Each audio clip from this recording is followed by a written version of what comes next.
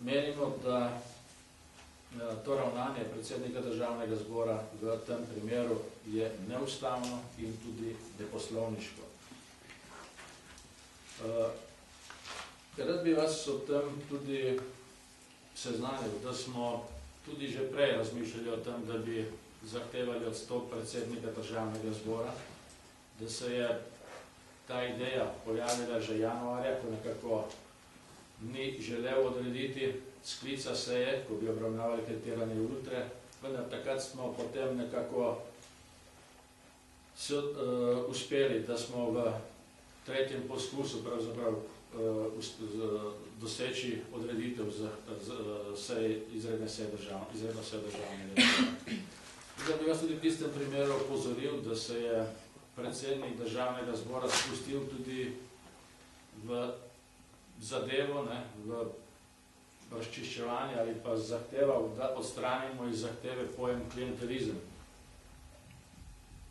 ki je pravzaprav splošno znan termin v pogovornem, tudi v strokovnem, tudi v političnem jeziku.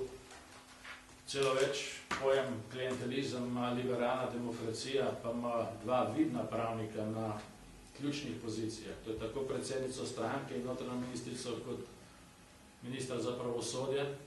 Ima to zapisano v svojem programu. In že iz teh primerov se pravzaprav vidi, da predsednik državnega zbora dela neko situacijo, ki je neustavna in nezakonita. Tudi ko vlagamo te zahteve in ko predsednik državnega zbora pravzaprav data v presojo zakonodajno-pravni službi državnega zbora, ki napiše mnenje. Mnenje zakonodajno-pravne službe ni veto, ampak je mnenje. To se pravi, je nek spremljajoč dokument, ki pomaga, da se v nadaljnem postopku, to se pravi na obravnavi, na plenarni seji ali pa na delovnem telesu, zadeve uskladijo v primeru, če so zadeve sporne, da nam taka mnenja predsednik državnega zbora, kljub temu, da jih dobi pravočasno, praktično teden dni pred iztekom roka, da praviloma vedno zadnji dan, to se pravi 15. dan, in to običajno tako, da pravzaprav ne moreš niti odreagirati. In tudi ta dva zadnja primera sta taka. Recimo, ko smo prvič vložili zahtevo za obravnavo Stožic, to je bilo 20. marca, je mnenje zakonodajno-pravna služba napisala 6. aprila in to je bil torek, in mi smo dobili to mnenje 9. aprila, to se pravi v petek, ko pravzaprav ne funkcionira v državnem zboru nič. In ko smo drugo zahtevo vložili, ki je vložena 20. aprila, je bilo mnenje narejeno 29.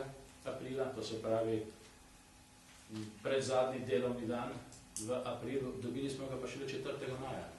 Se pravi, teden dni kasneje pa je med pisarno poslanske skupine Slovenske demokratske stranke in pisarno predsednika državnega zbora sem otvoril ali prve.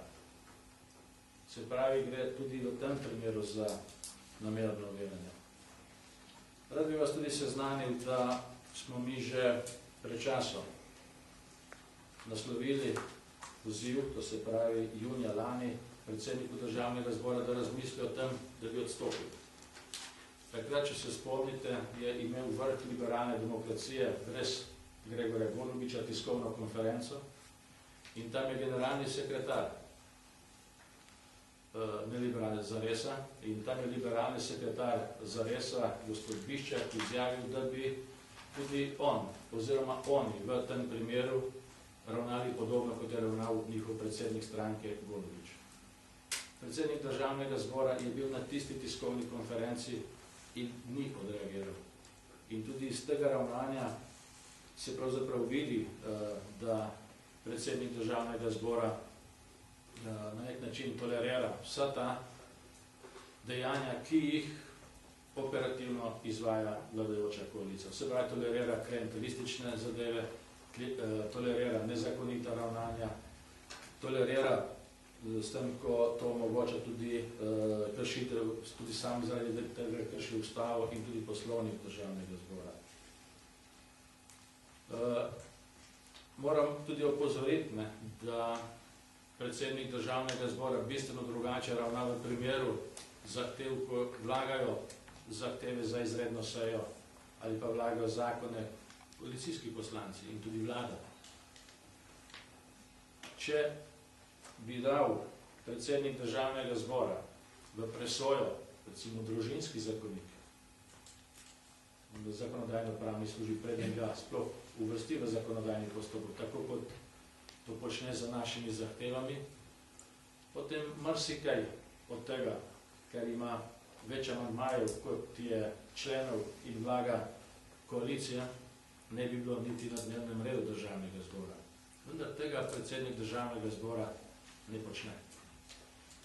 In v tem primeru in v teh primerih vodi izredno, bom rekel, segregativno politiko do posamičnih predlagateljev. Ena ravnanja veljajo za poslance in vlado, poslance iz koalicijskih vrst in vlado, spet druga ravnanja in drug pristop je namenjen poslancem opozicijskih strank, predvsem poslancem Slovenske demokratske stranke, ki je največja v tem parlamentu, največja opozicijska skupina v tem parlamentu in kot taka tudi s predlogi, ki jih posredujemo, zelo konkurenčna vladnim predlogom, skratka tudi na drugih področjih, na protikriznih ukrepih in tako naprej. Zato predlagamo, da, in to bo vloženo danes, da državni zbor v skladu z 201. členom poslovnika državnega zbora v povezavi s 99. členom poslovnika odloči o razrešitvi predsednika državnega zbora.